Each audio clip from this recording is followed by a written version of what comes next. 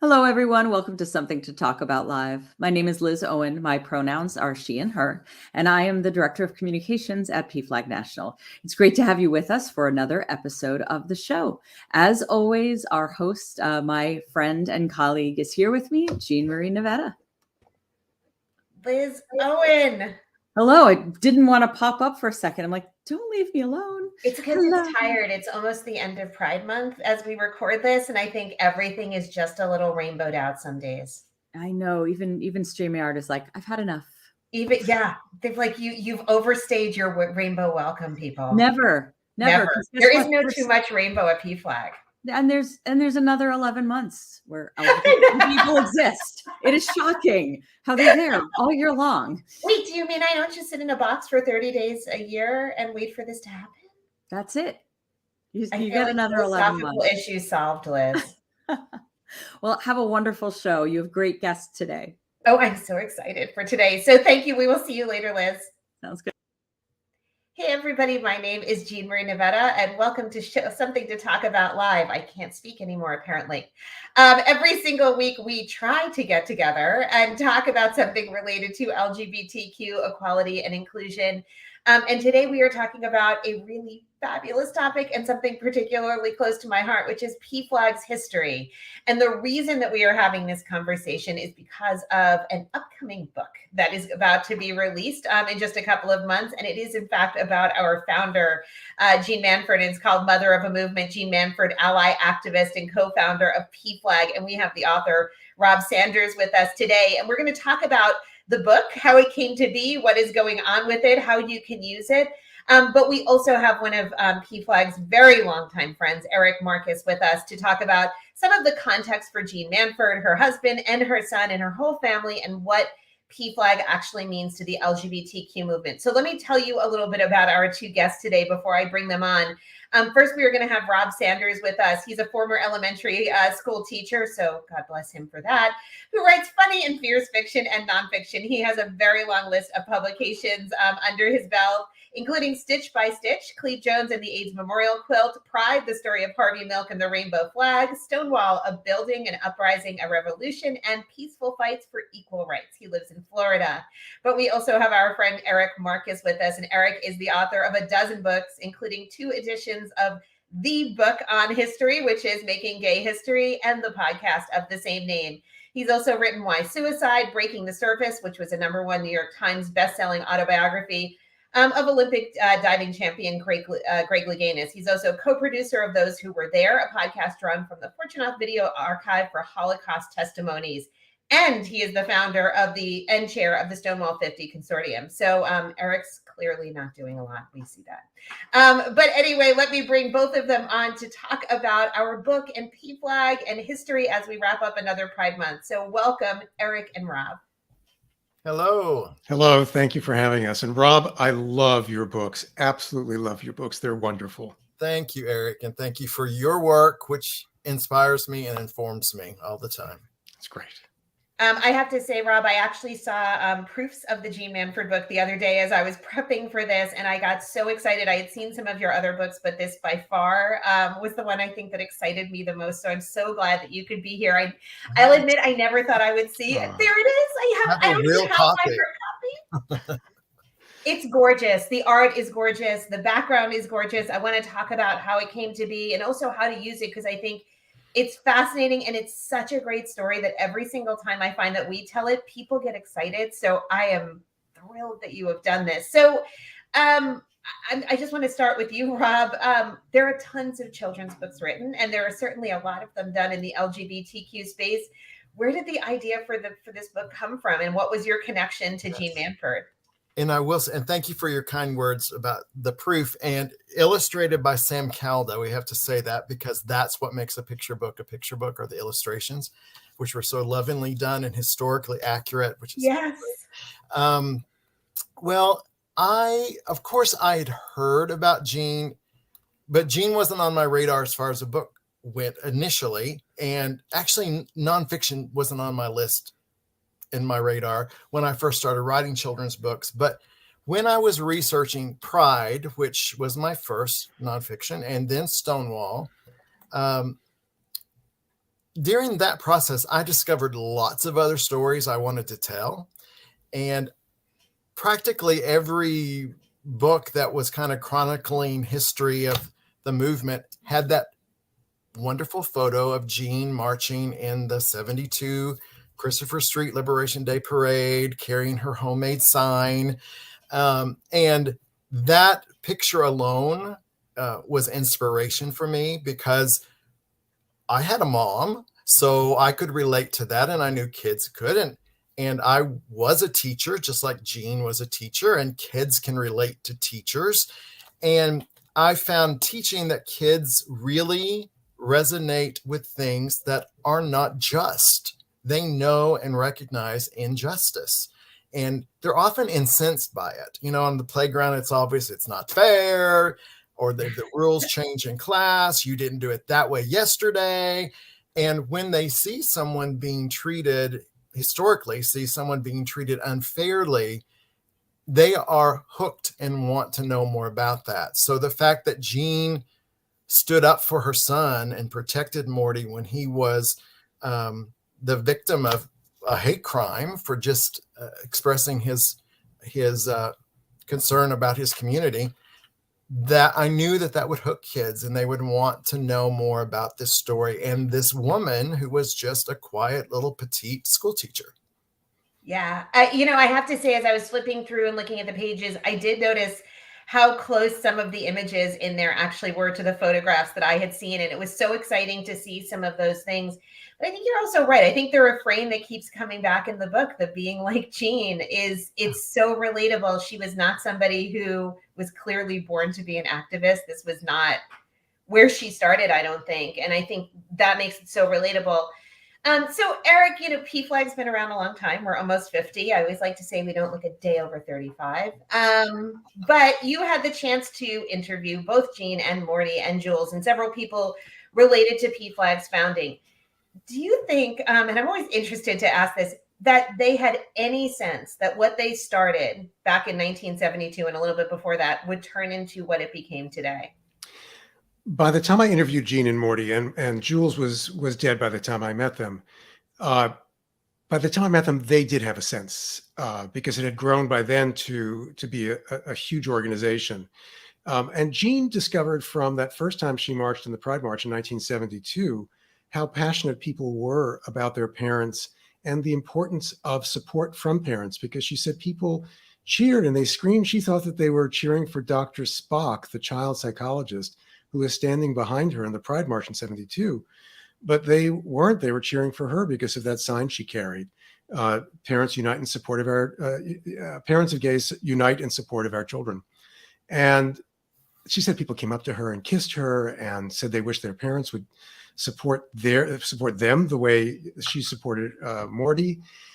And that's how the idea came about. So I don't think they'd be surprised. I do think that Morty in particular would be surprised at how their story has survived. Jeanne told me when Morty was dying in 1992 that he was concerned no one would ever remember his contributions to the movement. So he became president of the Gay Activist Alliance when he was in his early 20s. So I get to tell his story as well in our podcast. But his work with PFLAG, or the creation of an organization that evolved into PFLAG, could have been lost too. Yeah. So I felt an enormous responsibility when I interviewed the two of them to tell their stories in my book and then later in the Making Gay History podcast. And I'm just thrilled that Rob is now telling that story yet again for a young generation of kids who really need to know about how a school teacher didn't have an impact only on her students, which I'm sure was an enormous impact, but also on the world. And she managed to change the world, just one person. And she was a regular person. And I think that's the most exciting thing about her story.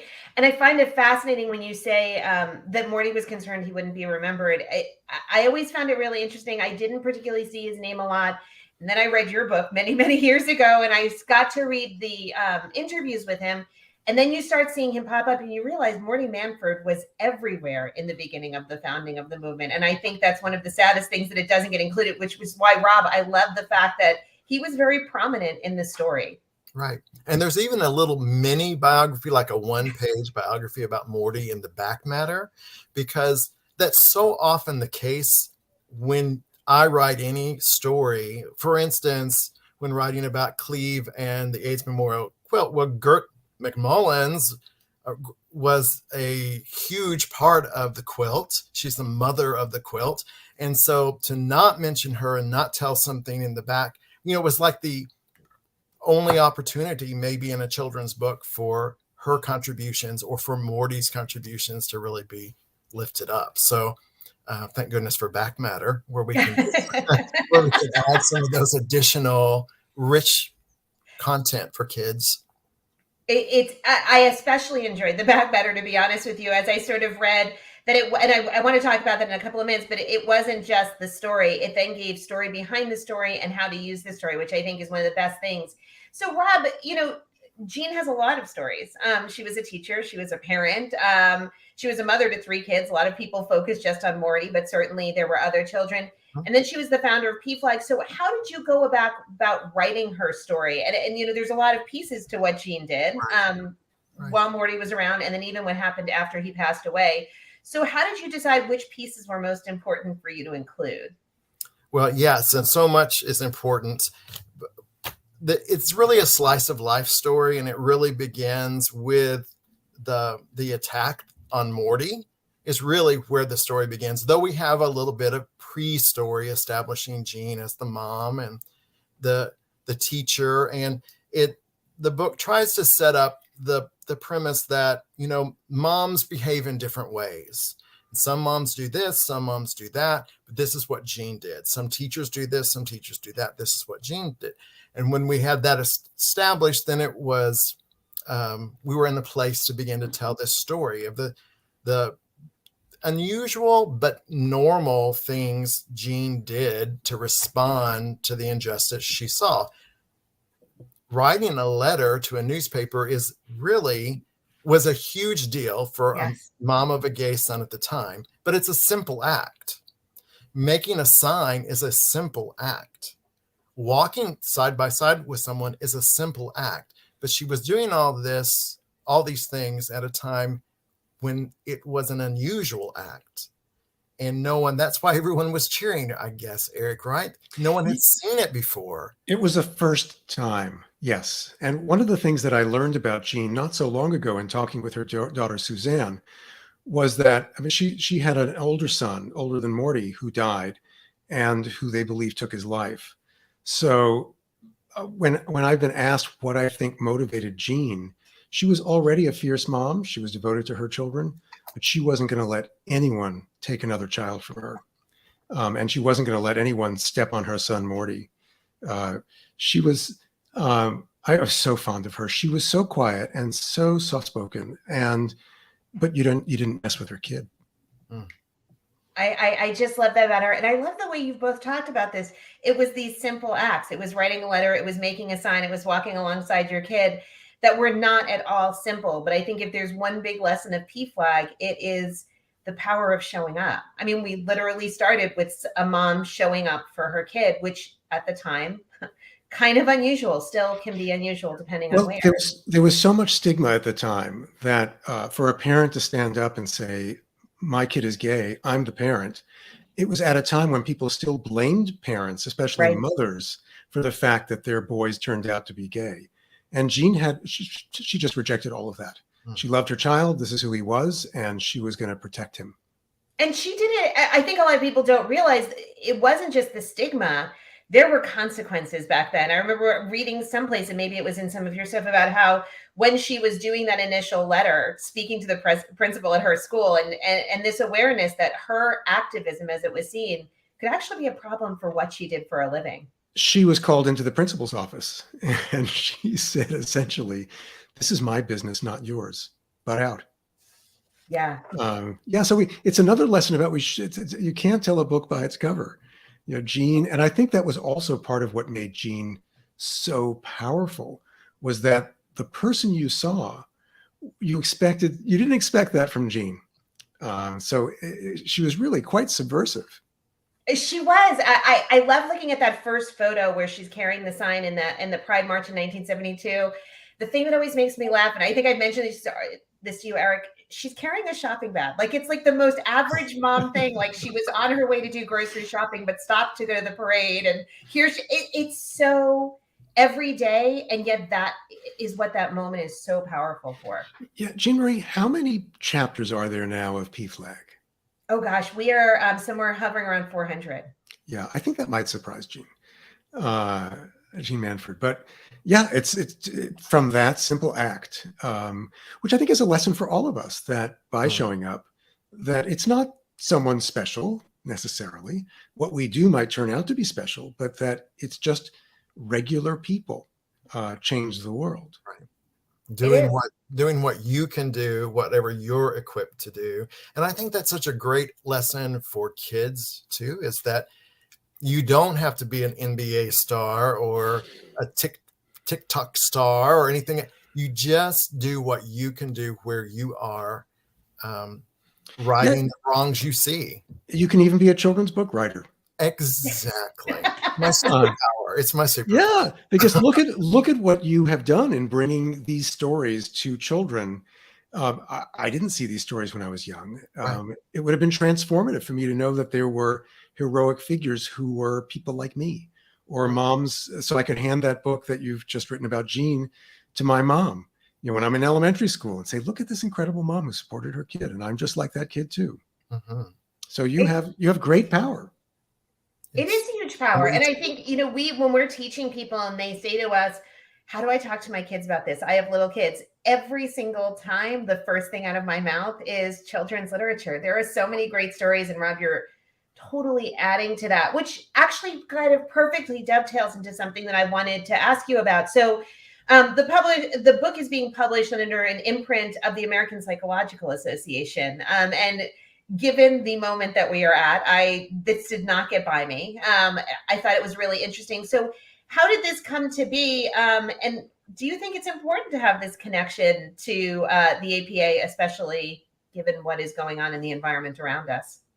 I think there's something special about having this connection with the APA. And Magination Press is the imprint, the children's imprint, and they have a long history of publishing LGBTQ content for kids. I think it goes all the way back to Gail Pittman's This Day in June. I think that may have been the very first book that they published, and one of the very first, if not the first, nonfiction kind of book. We had, like Leslie and Newman's Heather Has Two Mamas, kind of fiction things, but nonfiction where you realize these are real people. Not people that might be like me, but these are real people. So Magination Press, we'd already published Stitch by Stitch, the Cleve Jones story, with them. And so my agent just, when shopping this story around, Magination Press was just on the list of publishers it went to. And they really wanted to publish this because of they saw the connection with PFLAG and how important it was to lift up that organization and partner and make parents aware. And I think that the fact that this is with APA, it just kind of helps to remind people that publishers and authors and teachers and librarians don't have all these ulterior motives. We're trying to deliver information and history in age-appropriate ways for kids. And knowing that the APA is doing it should give some credibility, I would hope. Maybe not to everyone, but I think that it does lend, some credibility to the purpose. I totally agree. I have to say, as you saw me twisting around, because I always keep This Day in June near me. I mention this book all the time to people as one of my favorite books. When people say, where do I start explaining Pride? I'm like, I actually don't care what age you are. This is kind of the best place to start. It's such an excellent book. So Eric, this book is coming out at a time, and we've talked to you about this in the past, where we're seeing more books for young children, particularly around LGBTQ themes. At the exact same time, we are seeing this enormous push towards censorship and the removal of books from especially school libraries, depriving kids who need it most of these very same books. What do you think all of this means at this moment? Is it significant that this book is coming out? Is it significant that this push has continued? And where do you see this battle going right now with the censorship? Yeah, I've been around long enough now to have seen a number of these waves throughout my life. When my first book was published, The Male Couples Guide, there were a number of places where there were attempts to ban the book. I thought it was the most innocuous book possible about ideas, how to hang pictures without hanging your partner. That was about, it was just a guide to living together. But there were, in Muscatine, Iowa, they tried to ban the book. The librarians, of course, wouldn't let it happen. I think we see these waves over and over again. The challenge for the anti-gay and anti-trans folks now is that kids have access to the intertubes or the internet. They find this stuff. And for example, the Brooklyn Public Library here in New York is waiving its fee for kids to get digital books. So by naming these books, by saying we want to ban these books, you're actually signaling to kids the books that they really want to read. So the kids aren't fooled, but the key is to stand up and where we can to fight back and say this is wrong. And this is where librarians have been key allies, not just now, but in decades past, to keep these books on the shelves and to make sure kids have access to them either at the library itself or through the internet. But this just reminds me so much of the late 70s and the anti-gay campaign initiated by Anita Bryant, which she called Save Our Children. So here we are again, all these years later. The difference now is that so many more people know someone who is LGBT, at least LG, if not T. And what we see now is the focus is on trans people because most people don't yet know trans people. Right. So so the people who are leading this campaign are very cynically using the weakest among us, those who are known the least, and in some ways the most vulnerable, for political gain. Most of them aren't. They know better. They really know better, which makes this all the more sickening. Kids will find these books. So it's an important moment for Rob's book to be out there and for Jeanne to be featured because she's such an important figure for all people to know about. I agree. Absolutely. I feel like sometimes when these banned book lists come out or the things that are being banned, I feel like it's almost here's the list of books you need to read next. Yes. I almost treat them as my reading lists at this point. And yes. I wonder which ones of them I've missed. So I'm sure it's not just me, and it probably is the kids too. Rob, you've been doing children's books a while. This is not new for you. How does this moment see as you look at it as an author actually producing the content at the same time that all of this censorship and pushback is happening? What kind of perspective do you get from that? Well, I mourn for my friends who are still in the classroom. I retired early at the end of 2020, and it has become a very difficult place to work, and not just because of book bannings, but that's certainly another level or layer on top of them. So it's very difficult, and it's very difficult for librarians, even those in not just school librarians, but public librarians. They just face all kinds of harassment and people who come in thinking they have a pornography section because their books, it's just crazy. But from the time Pride was released, the question I'm asked the most often in different ways is, why do you write such controversial books? That's kind of the bottom line. And the very first time I was asked that question, a thought just flitted in my head, and it has been my response ever since. And it is that I don't write controversial books. I write history. And to not teach history would be what is controversial. And if we can ever get people realizing that history is not anything to fear, but it might be something that causes us a little shame or guilt or concern, but we can live with that. Some parents have recently said, well, I don't want anything happening in the classroom that might be uncomfortable for my child. Well, as my sister who used to teach middle grade math said, well, that leaves math out because math is constantly uncomfortable. Agree. So, we just have to be willing to let history be history, and to tell it and to teach it and to learn from it. Yeah. And I think the most ironic thing when we see these book bans is that it is the ultimate proof that we have not learned from it. Right. That it is quite literally history repeating itself. It is this cyclical nature, although I feel like sometimes for everything we can say positively about the internet and what it has done for access, I think that it has also made the spread of bad information related to these topics light speed. And I think that's frightening. You know, the most famous book burning, the one that we've all seen in the black and white photo in 1935 in Nazi Germany in Berlin. There's that pile, it's film, that pile of books being burned. That was actually Dr. Magnus Hirschfeld's library from his institute, his Human Sexuality Institute in Berlin. He founded the first gay rights organization in 1897.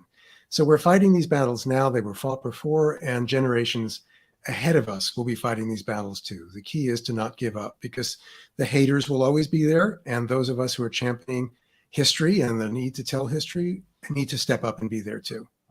It's so interesting that you mentioned that. I was updating one of our history classes that we do, and I actually added that very photo of that book burning, because I had seen several that we had seen current day, and I thought, what a frightening thing. And I'd also grabbed some of photos of Anita Bryant's campaigns and what happened, and how close even the images looked to what we are seeing exactly right now. It is, in some ways you get comfort because you think we survived that, and in other ways it just gives you pause to think we survived that, and yet here we are once again. Right. So Rob, how would you hope that people are going to use this book? Obviously it's entertaining. I so enjoyed sitting down and reading it on Friday. But how do you think people can use this book? Maybe parents and kids, or families and kids. What are the other ways that you're hoping to see it out there? I love Eric's idea that I could really see this as a book that a child could take home and say, hey, I want you to read about this mom, as a bridge to saying, I'm that kid, you know. I would also, I love when I was just at an event Saturday and saw parents sitting around reading my books with kids, you know, just like you would read any other book about any other historical event with your kids. And I would like to think that teachers and librarians could use it as a read aloud, as history studies in October, or as I always said as a teacher, I couldn't use any book to teach any standard. If I want to teach sequence of events, if I want to teach character development, if I want to teach a writing strategy, I could pull things out of a book, not even read the whole book, but just use it to illustrate the point that I'm teaching today. And thus kids have exposure to a text they might be interested in, and they can go pick it up on their own. And so I just hope teachers will continue to use books as teachers know how to use books. I love that point too. It doesn't just need to be about this conversation. It's a great book. It's a beautifully constructed book. The illustrations, there's so much going on in the background in some of the images. I thought, what a conversation you could have that could take you down so many historic rabbit holes. And I mean that in the most beautiful, perfect way ever. But I think there's a lot there. So we are getting very close on time. So I want to make sure that people can both find you. Eric, can you let people know how they can learn more about Making Gay History and the work that you're doing? And then Rob, I'd love to hear how people can track you down too. Yes, you can find Making Gay History at makinggayhistory.com or wherever you find your podcasts.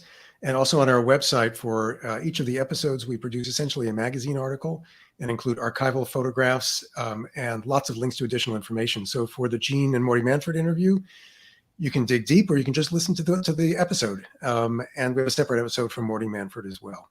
So yes, I wish we had a little bit more time to talk just about Morty. I think we need to have a separate conversation about him completely, because there are so many stories there. And Rob, tell people how they can track you down.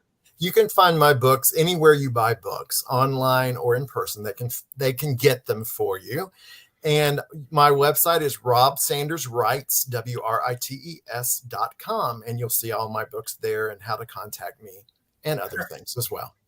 Thank you so much, Eric. Thank you, Rob. Rob, congratulations on the new book. I can't wait to actually have my copy. Eric, thank you as always for being with us and for everything that you do. A pleasure. Thank you. Bye.